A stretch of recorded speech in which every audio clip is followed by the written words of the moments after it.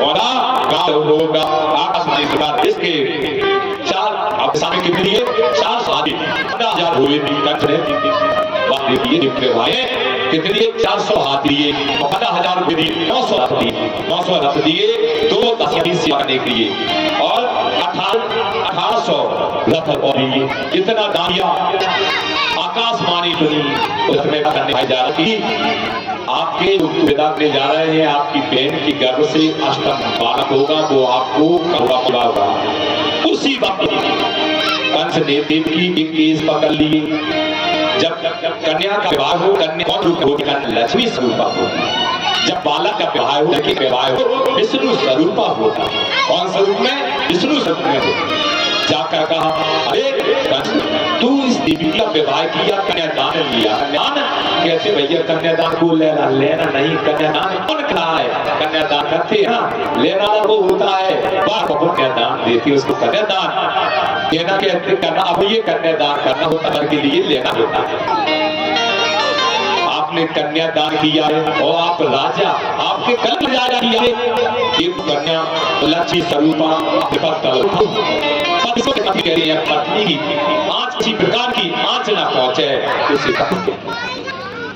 तो उनने तलवार उठाई कंस ने तो बात की ने हाथ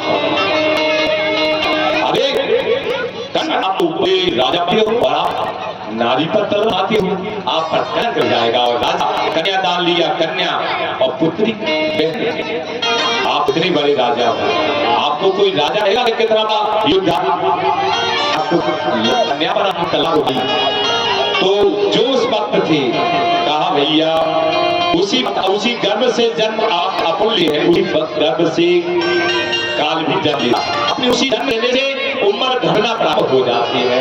हमारे महाराज जी आ गए महाराज जी जब हम जाते पहुंच गए 2 दिन में बजाय महाराज मेरे काल उसी गर्भ काल जन्म लिया और उसी काल गर्भ से माँ आपके गर्भ से अब जन्म लेती है। काल कौन जो काल ने लिया वो बहन अपनी बहन है छोटी बहन जन्म लेते हैं ऐसे बने पर राजन अपना पराक्रमी है ऐसा देव की बात सुनकर कंस ने कहा वासुदेव ने कहा आप चिंता न करें मैं आपसे सबसे कहता हूं जितने बालक हो मैं आपको इनके बालक दे दूंगा इनके बालक दे दूंगा इनके बालकों को दे दूंगा। कंस ने कहा वासुदेव साहब मैं जो कहूँ आपको पूरी शर्त मानना होगा। वासुदेव ने कहा जान बचे तो लाखों जान बचे तो लाखों पाना चाहिए जान बचे आपको कागरे में कितने 20 मकान के अंदर 20 गेटों के अंदर रहना है 7 गेट के अंदर ये होगा 7 गेट के अंदर वासुदेव ठीक है राजन ये को लेना है जब जन्म होगा बालक को देव होगा बिल्कुल दे देंगे आते हैं कराना होगी बिल्कुल हाथ में हथकड़ी पैर में बेड़ी और कमर में भी बेड़ी तो कंस की बातें वासुदेव पूरी स्वीकार करती है उनको कारागार में डाल दिया। बढ़िया प्यारा है। इसके बाद हम मेरा देख के जाके माना रहे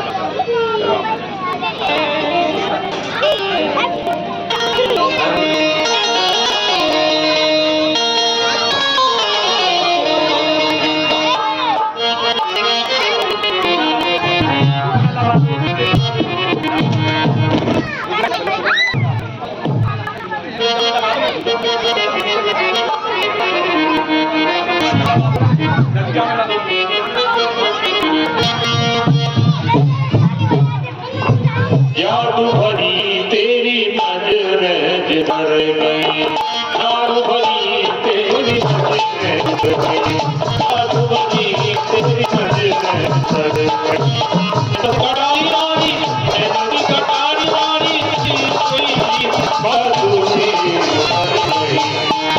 भरी तेरी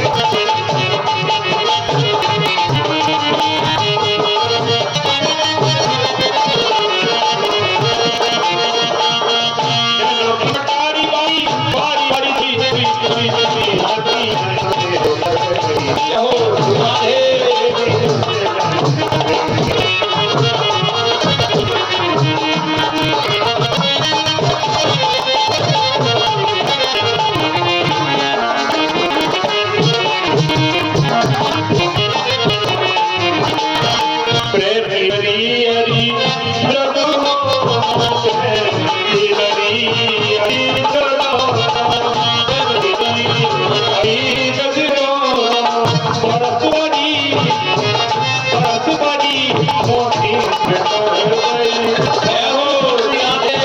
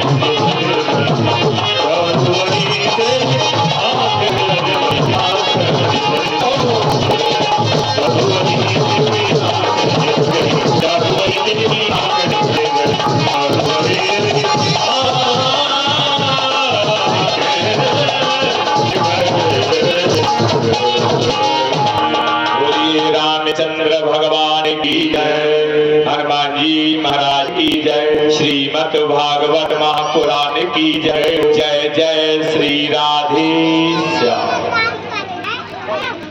भागवत के मैंने गणेश जी की मूर्ति लाते, सभी घर घर गणेश जी की मूर्ति लाते। एक छोटी सी गुड़िया माता पंडित जी पास गए, पंडित जी मैं ये गणेश जी की मूर्ति लाई हूँ। गणेश जी की ये गणेश जी की मूर्ति की आप स्थापना करते 16 उपचार से पूजा कर रहे। पंडित जी सुबह से गए, सूरज माता का पटल बनाया, सतकृत माता का पटल बनाया, कप स्थापित किया, दीपक जलाया। अखंड दीप दो प्रकार के दीपक के हैं, अखंड दीपक व यावत कर्म दीपक। तो गुड़िया ने कहा महाराज अखंड दीपक जला दो और 16 उपचार से पूजन। पंचोपचार पूजन होता है 5 प्रकार से, एक 16 उपचार से पूजन होता है। गुड़िया ने कहा महाराज 16 उपचार से पूजन कर। पंडित को सुबह से शाम तक टाइम लगा पूजन करते करते, स्थापित करते। जब बुढ़िया का पंडित जी शाम को जाने को हुए, पंडित जी शाम को जाने को, ये पूजा करने के बाद, पूजा आदि करने के बाद, तो बुढ़िया ने, छोटी सी बुढ़िया है, बुढ़िया माँ लेके चलते, डोकरी हो जाती है तो ठिटकी हो जाती है, जो उनका लंबा शरीर होगा वो न जाएगा, जो ठिटकी होगा उनका शरीर नहीं रहेगा। तो बुढ़िया माँ आदि लेकर ना उनके पेट में दांत, पेट में दांत, ना पेट में हाथ, कुछ नहीं। बुढ़िया महाराज अब गणेश जी की आखिरी अब राम राम सब तो है, तो 16 से हमारे पूजा गणेश जी की होना। पंडित जी दिन भर लग गए तो हमारी माता बहनों का ऐसा पल्लू का छोड़ा होता है, पल्लू, उस पल्लू में से पंडित जी को चवन्नी दिन रखी, चवन्नी बंद हो रुपये मान लो, अब रुपये 20-25 होगा, 5 को मान लो, तो दिन भर की मजूरी में पंडित जी के ऐसे छोड़ा हो बुढ़िया ने, छोटी बुढ़िया ने, और पंडित जी को देने को हुई। पंडित जी ऐसी कृपा करना गणेश जी की पूजा, हमको गणेश जी फल है। बुढ़िया बोली महाराज हमें ये गणेश जी फल है। तो पंडित ने कहा माता बुढ़िया, जब गणेश जी हमें नहीं फले तो तुम्हें कैसे फलेंगे, कि दिन भर पूजा पाठ करी और तुमने 5 रुपया दे दिए, तो हमको नहीं फलेंगे तो तुम्हें कैसे गणेश जी फलेंगे। बोलिए श्रीमद् भागवत महापुराण की जय, जय जय श्री राधे श्याम। माता कहने आपकी कहां से चालू होने वाले, आध घंटे बाद, अब आपकी मर्जी, अर्जी हमारी और मर्द जातियों की। आपको 3 दिन बचे हैं, आज को हो जाएगी 3 दिन आपको नाच गाना है, गाना है, धूम मचाना। जब इतना यहाँ से दूसरे गांव तक आवाज आ जाए कि वहाँ कथा चल रही है, हमारी माता बहनें इतनी नाच रही, भगवान की जन्म उत्सव तो और ये भी होड़ लगेगी कि कौन माता ज्यादा नाच लेगी, उनको ज्यादा प्रसाद मिलेगा। जब बच्चे उत्पन्न होते हैं तो कौन सा प्रसाद माता जाता है, आप समझे कि ना हो, गुड़ मेवा सेक लेती है, तो जौन ज्यादा नचेगी उनको किनारे का लड्डू मिलेगा। अगर हमारी जो माता नहीं नचेगी उनको बूंदी और लाई मिलेगी। इसलिए आपको आज नाना है और किनारे के लड्डू मिलेगा जो अच्छे नाचेंगे। अभी धन्यवाद आपकी कराई तो धूमधाम से नाचना सभी माताओं की। अभी हमने दिन से कहीं आपकी कथा आ गई, तो हमारे भजन की कथा चली राजा महाराजाओं की। अब हमारी माताओं की कथा है, आध घंटे से आ जाएगी। नाचना है, कल नाचेंगी, परसों नाचेंगी, नरसों नाचेंगे, और फिर पछताते रह जाएंगे कि काल करे सो आज का, और आज करे सो अब पनलय होगी तो बहुर करेगा कब। इसलिए आप पता रह जाएंगे आपकी कथा और चलते हमारे भजन की कथा। तो कारागृह में देव की और वासुदेव के लिए कारागृह में डाल दिया। सब कौन सी बीड़ी लगना, बीड़ी हाथ में और कमर में, हाथ का बीड़ी सब आपको अंधेरे में रहना होगा, और जिस हम खाना देना देंगे उसको आपको उसी में संतुष्ट रहना होगा। ठीक है, हमारी शास्त्र हम आपकी स्वीकार है। देवकी को और वासुदेव को कारागृह में डाल दिया। वासुदेव जी को बता दिया कि पहला पुत्र होगा, क्रम में आपको दूंगा। कारागृह डाल दिया तो देव की गर्भ से बालक का जन्म हुआ। प्रथम बालक होगा तो 2 पालों ने ढूंढेरा बढ़ा दिया। वासुदेव जी कंस के पास प्रथम बालक को लेकर गए। बालक लेकर आए, प्रथम बालक को लेकर वापस कर दिया कि मेरा तो आकाशवाणी से 8वां सुना है, 8वां काल हुआ। कंस ने वापस कर दिया प्रथम बालक को, तो वासुदेव अपने उस बालक को लेकर कारागृह में वापस पुनः आ गए। अब ना रद जिसकी बात रद्द ना हो, और जिसके घर में झगड़ा हो, और जिसके घर में झगड़ा होता हो, नारद झगड़ा होता हो तो बंद करवा देंगे, झगड़ा ना होता हो तो झगड़ा चालू करवा देंगे। नारद जी का आगमन हुआ, आधार पर हुआ कंस के पास पहुंचे। कंस बालक हुआ था, आपने उसको वापस क्यों कर दिया? क्योंकि वो तो प्यारा बालक है। नदी ने कहा भैया सुनियो, परमात्मा कापा तो कोई 8वां पेरा मारो तो गिनती करो। कैसी गिनती करने? आप गिनती करेंगे तो 1 और फिर 2 फिर 3 फिर 4 फिर 5 फिर 6 फिर 7 और 8 हो गए।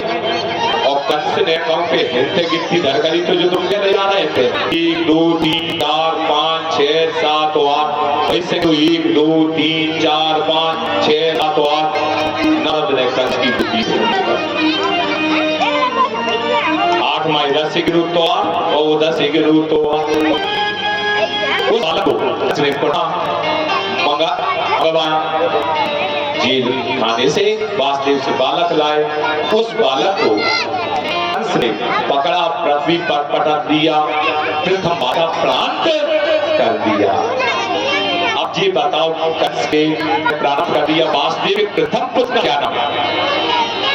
भैया है ना एक तो उसी में आपको नाम है तो पूरे नाम सुनेंगे।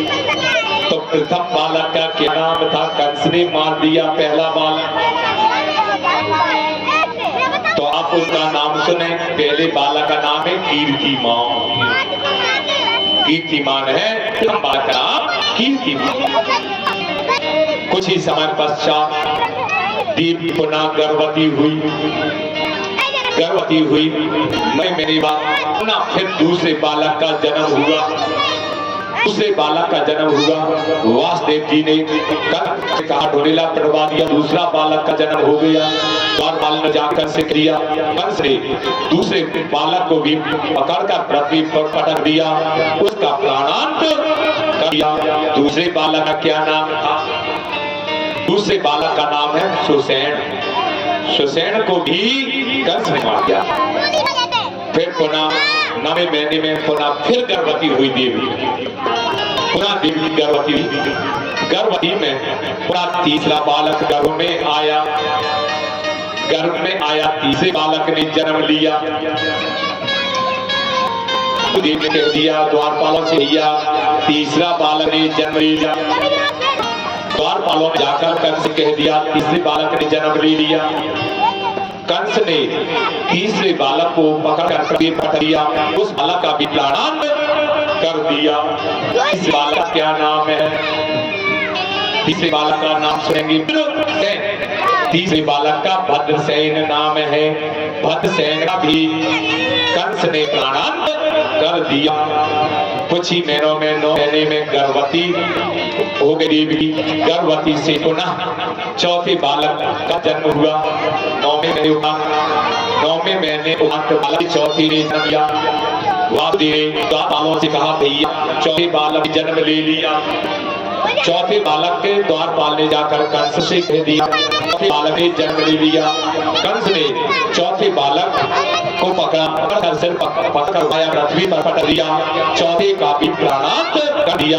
चौथे बालक का क्या नाम है? चौथे बालक का नाम है ऋजु। ऋजु को भी कंस ने मार दिया। इसके बाद 5वां देवी के कुछ महीनों पश्चात गर्भ में बालक आ गया। कुछ महीनों पश्चात मेरे में गर्भ में बालक होता है। कुछ महीनों पश्चात गर्भ में बालक आया। गर्भ के उपरांत 5वें बालक ने भी जन्म ले लिया। 5वें नंबर के बालक ने जन्म ले लिया। वासुदेव ने द्वारपालों से कहा भैया 5वें नंबर की बालक ने जन्म ले लिया। द्वारपालों ने जाकर कंस से कह दिया 5वें नंबर के बालक ने जन्म ले लिया।